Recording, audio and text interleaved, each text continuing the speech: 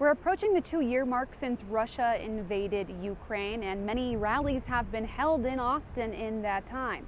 I spoke with two people traveling from Central Texas to Washington, D.C.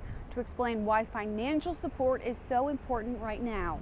President Biden is expected to speak about funding for Ukraine this evening, and several Ukrainians living in Central Texas are preparing to head to Washington, D.C. for a summit to do the same. Missile attacks happening like almost every day.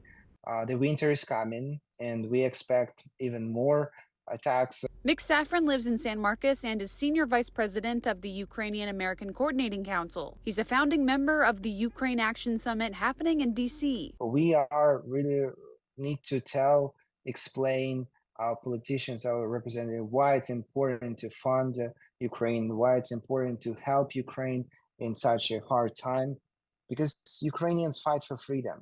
They have the same ideals as we have here in the United States, specifically in Texas. The latest Texas Politics Project poll from August says 36% of people think the United States is too involved in the Russia-Ukraine conflict. 21% think there's too little involvement, and 30% think our current amount of involvement is just right. Natalia, who's going to the D.C. summit, says this. So I understand that people got tired. It's already 2 years. You can't imagine how tired are people in Ukraine. I understand that all these talks and news that United States is helping Ukraine, it's lasts already almost 2 years.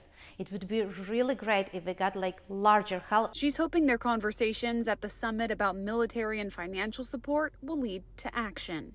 The death toll is super high, and I don't know how long will Ukrainian people be able to keep it. The summit is early next week, and Mick and Natalia say that they'll keep us updated on how those conversations go with lawmakers.